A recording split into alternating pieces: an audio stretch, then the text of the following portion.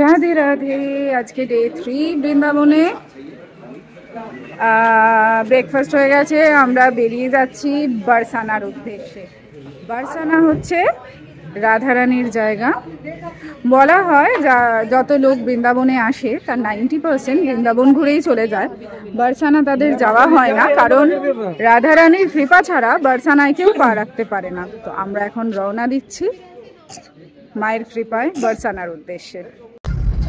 বারসানার মন্দিরটা, এখানে লাডলিলাল সরকার ওরা বলে সব থেকে প্রিয় যে মেয়ে, তার মন্দিরটা যে পাহাড়ের ওপর, সেই পাহাড় স্বয়ং ব্রহ্মা এখানে 60,000 বছর তপস্যা করেছিলেন রাধারানীর দর্শনের জন্য। তো সেই সূত্রেই এই পাহাড় রূপে ব্রহ্মা এখানে বিরাজ করছেন, যার মাথার ওপর রাধারানীর মন্দির।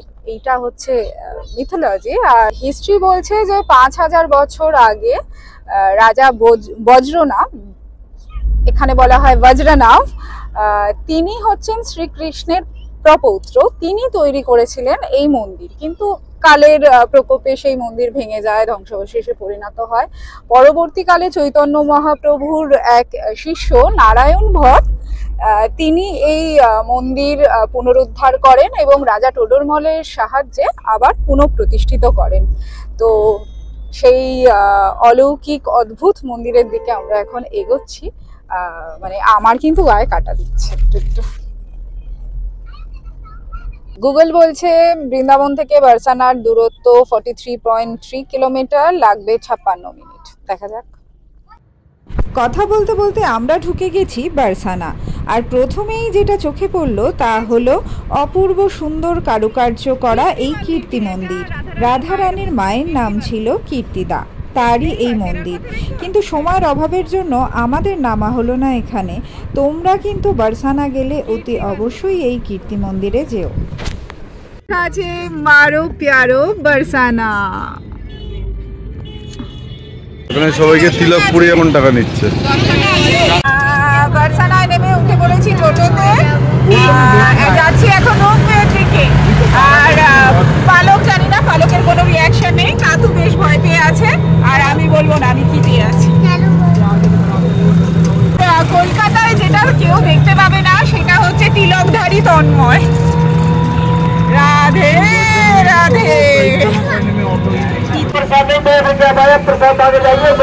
ये है राधारानी रसोई, यहाँ पे प्रसाद मिलता है। এই যে দূরে দেখা যাচ্ছে লাডলিলাল সরকার কি মন্দির।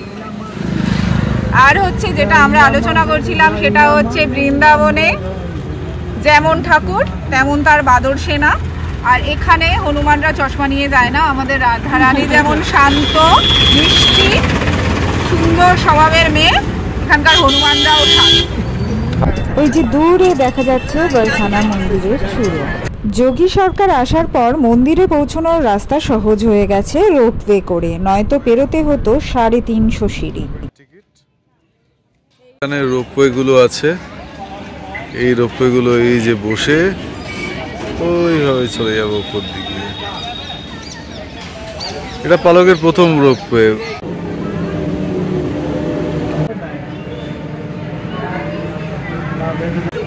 এই যে রোপওয়েটা আসছে, এই রোপওয়ে করে আমরা যাব।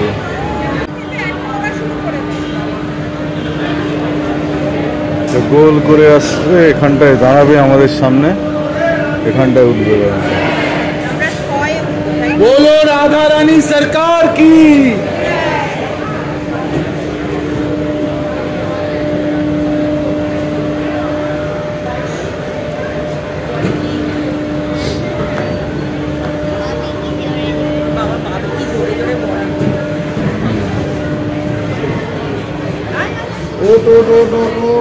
উঠে এইখানে চলে এসেছি।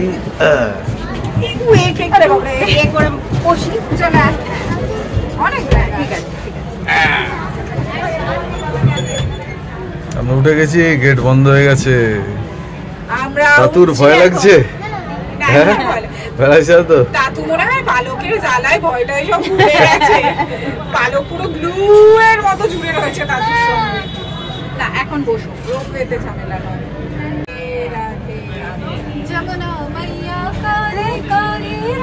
আর রাধা এবারে ফুল পারমিশন দিয়েছে, বলছে দেখ গোট গোট তোরা যা যা যা। না ওই জন্য মনে হয় রাখি বিহারী রাগ করেছে। তুই রাগ করে থাক বাবা। তোমায় যেটা বলছিলাম, জগন্নাথ পুরীতে তাই হয়, যখন স্নান যাত্রায় নিয়ে যায় ভীষণ ভারী, তো সব পান্ডাগুলো গালাগালি দিতে দিতে নিয়ে যায়, আর যখন গালাগালি দেয় তখন সে লক্ষ্মী ছেলের মতো চলে যায়। বলো উপরে উঠে গেলাম।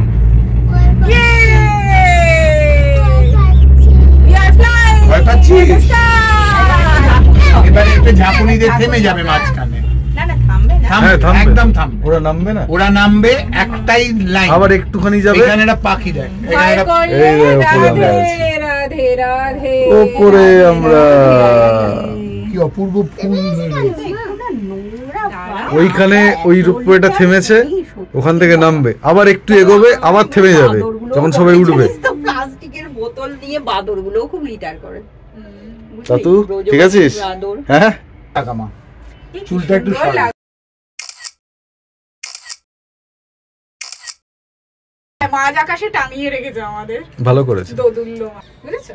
তোমার ছবিটা তো এখানে পড়ে গেলে সোজা নিকুঞ্জে, কারণ পেছনে স্থান আছে।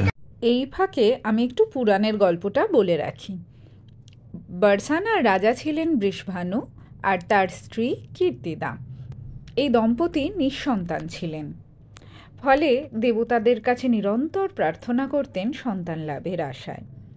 আর কীর্তিমা রোজ সকালে যমুনা স্নানে গিয়ে যমুনা দেবীর কাছে কেঁদে সন্তান প্রাপ্তির প্রার্থনা করতেন।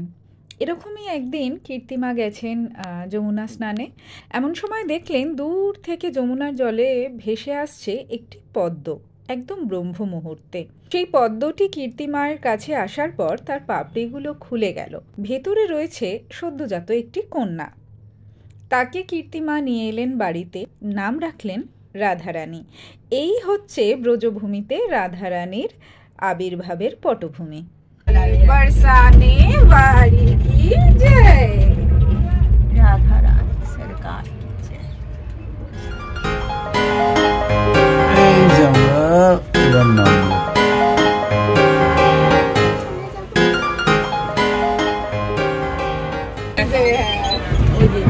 এই যে দেখো রিঙ্কু সিং এর জুড়িদার আর তোমার ভাই। হ্যাঁ চলো নামো, চলো চলো চলো চলো নামো। নামো নামো নামো।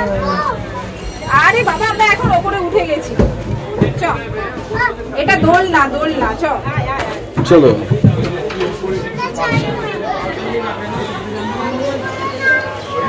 পালক বলেছিল দোলনা, পালক বলছে পাহাড় থেকে কি করে নামবে।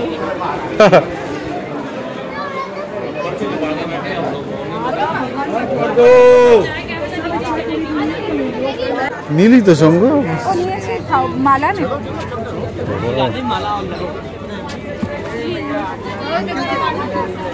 लेकिन 500 का छुट्टा चाहिए मुझे, 2000 का दे दो बढ़िया होगा। नहीं नहीं श्रीराम नहीं, कुछ नहीं लगेगा, आज राधे राधे। श्री राधा रानी रसोई बरसाना धाम द्वारा संचालित निःशुल्क प्रसादी सेवा आप सभी भक्तों एवं अतिथियों से निवेदन है।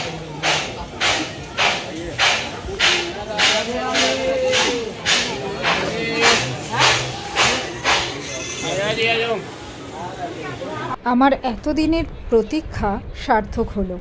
অবশেষে আমি পৌঁছে গেছি বরসানার মন্দিরে, লাডলিলাল সরকারের মন্দিরে। এখানে পা দিয়ে সত্যি বলছি একটা অপূর্ব অনুভূতি হচ্ছিল।